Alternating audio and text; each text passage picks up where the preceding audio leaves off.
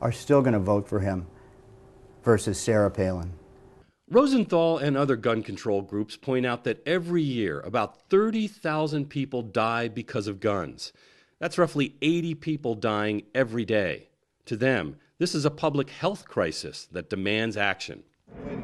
But that message doesn't seem to be getting much traction in the nation's capital. And meanwhile, at this gun rights rally last month in Virginia, plans were laid out for what critics contend is one of the most aggressive moves against gun control today. 7 states have recently passed laws saying that any guns manufactured and kept within that state would be totally exempt from federal gun law. Depending on the state, that could mean no background checks, no age restrictions, no requirements that sellers be licensed or keep records. It's an audacious strategy to undercut federal authority, and 18 other states are considering similar laws. Mr. Larry Pratt. Larry Pratt is helping coordinate this state-by-state strategy. He runs a group called Gun Owners of America. God forbid we ever get used to the tyranny that we're being saddled with in this country. By his reading of the Second Amendment, Pratt thinks the federal government has no authority to be involved with firearms at all.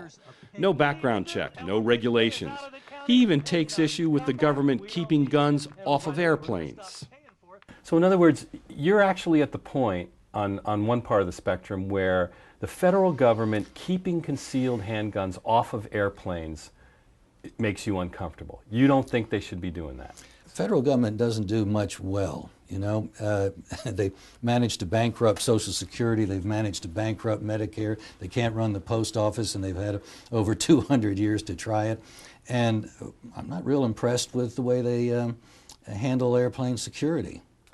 I got to tell you, that amazes me. And I suspect it amazes most people watching who would think, if there's anything the government ought to be doing about guns, is it keeping hidden weapons off of my flights. Would it have been a good idea for some passenger to have had a gun on 9/11? Mightn't it have turned out differently?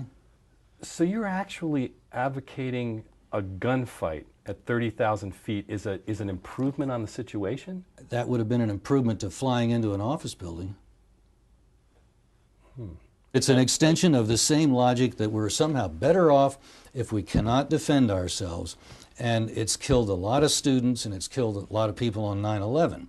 And until we have a major paradigm shift in our thinking, we're going to continue to support policies and laws that say we're better off if we're defenseless. Don't keep me from keeping a gun. Don't keep me from defending my family. If you don't want to defend yours and you don't want to have a gun, don't. But it's my right, let me exercise it. Joining me now to discuss gun policy is New York City Mayor Michael Bloomberg. With New York still coming to terms with the attempted car bombing of Times Square last Saturday, the mayor testified at a Senate hearing this week about guns, arguing against a loophole that allows people on the FBI's terrorist watch list to buy firearms and explosives. The mayor co-founded the group Mayors Against Illegal Guns, a bipartisan coalition of more than 500 mayors from around the country. Welcome, sir. Thank you for having me. Thank you for doing that. First, Times Square. What do you think went right in the manhunt, and what went wrong, and what can we learn from it? What went right was the training that our police, fire, Office of Emergency Management have been doing every day for years showed that it had real value. The public saw something. They did what we asked them to do. They said something.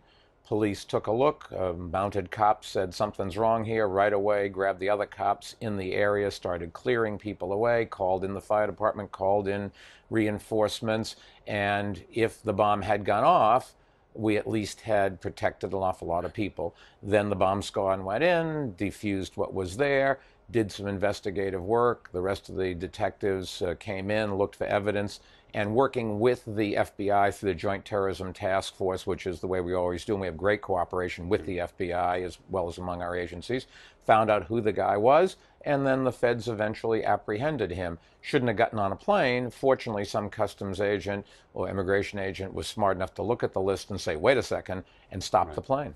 Tell us about guns. You are a very prominent advocate for gun control and gun laws. Why is the tide in the country moving against your position? When I was a Boy Scout, I had a rifle, 22 caliber rifle, Boy Scout riflery merit badge. I have nothing against people carrying guns. I do think that it's a states' right issue, and what's appropriate in one state is not necessarily appropriate in another. I don't think that I should be telling another state what to do. I do think I have a right to tell my state legislators what I think we should do, and what's right in cities may be different than what's right in the suburbs or in urban areas. What is clear is there are federal laws that say you can't sell guns to criminals, you can't sell guns to minors, you can't sell guns to people with psychiatric problems, and yet those laws are not enforced the way they should. And when we grab somebody who's just killed a cop or killed a kid, the bottom line is that most of those guns were bought illegally against federal laws. So I'm not arguing for more federal laws. I'm simply arguing that we enforce those laws and that we close a couple of loopholes. And the most glaring one, which I testified about, is there are gun shows where dealers have to do background checks, but private sellers don't. The trouble is when you go to the gun show, the private seller looks an awful lot like a dealer. They're not one person selling a gun to somebody else. They have this enormous inventory, professional employees that work for them. They're just escaping a loophole in the law that shouldn't exist. And then, given what we saw the other day with this guy getting on a plane, selling guns to somebody who we don't think is safe to the public to put on an airplane with them is just, it's hard to describe how anybody could feel that we should be giving these people guns. There are people that say, well, it's a Second Amendment right to own a gun, not a Second Amendment right to fly, although there are parts of the Constitution you can read that way. Right. But nevertheless, the Supreme Court has clearly said reasonable restrictions are appropriate. You have, for example, the First Amendment, the right to say what you want to say. You don't have a right to stand up in a crowded theater and yell fire as a joke. You have a right to carry guns, but states can have reasonable laws that protect other people in certain situations, and that's what we have in New York. In fact, in New York, we have very tough gun laws, which other states don't have to have, but in our state, murder rate in our city is as low as it's ever been, keeps coming down. We're the safest big city in the country, one of the safest cities of any size in the country, and I think it's a lot because we don't allow guns on the streets in our big city. Out in the suburbs, I think it's very different. March 3rd, you wrote a letter to the president saying about gun laws, "This is an urgent matter. Further delay will almost certainly result in the needless loss of innocent lives, including many children. Mr. President, the time has come for action." What kind of response did you get, and how would you rate President Obama on this issue? Well, we always want to give everybody a report card. It's good theater. I think both ends of Pennsylvania Avenue and both sides of the aisle all have not done anywhere near enough. Enforce the laws that are on the books, close the gun show loophole. There's some other things. If you, for example, are a dealer and the federal government takes away your license to sell guns because you've broken the laws, you can then take your entire inventory, go out on the street and sell them, and the laws don't apply to you. It's like saying to a dealer that's selling Coke, to our kids, you're going to go to jail, but first go out in the streets and sell the rest of your narcotics where they can do the most damage. Thank you, sir. Thanks for having me.